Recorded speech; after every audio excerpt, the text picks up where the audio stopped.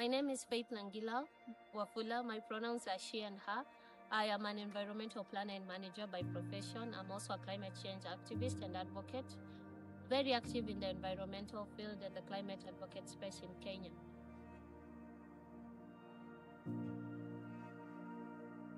I am a beneficiary of the INUKA project. That is my favorite project that I've worked with at Y4N. Actually, I've been participating in different projects for Y4N, but INUKA is a whole different thing for me because INUKA was a whole new experience, and the vision and the goal behind INUKA was something that I didn't see coming because not many organizations are working towards empowering young people, and that is why INUKA stands out.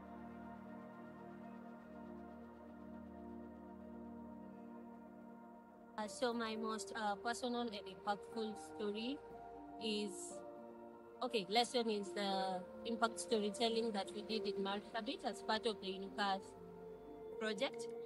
It was an important session because it was a moment for us to get vulnerable, and my best lesson out of it was that there is no judgment when you get vulnerable, and it is very important to have a space where you have people who can understand you, who share the same challenges and victories you have. And I feel like we should have more of these reflections and forums with young people because there are so many things we can learn from one another. Yes.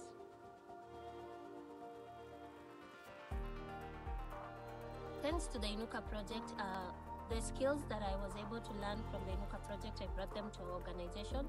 I can say our social media page has improved. I do comms for my organization at Green Generation Initiative, and partly because I have learned storytelling and video editing and filming skills from INUKA.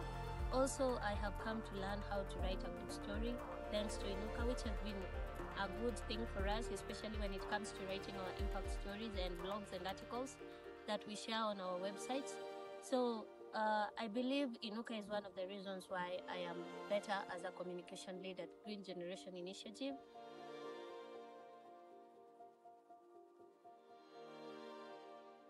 Personally, I hope that as we progress, there will be more inclusion of young people, not just for representation, but for actual involvement in decision making.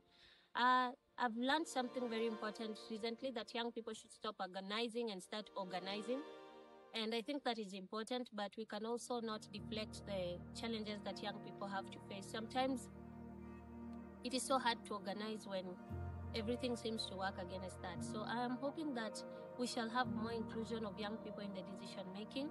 I also hope that we shall have the facilitation of the loss and damage fund to ensure that climate justice is rendered to the developing nations.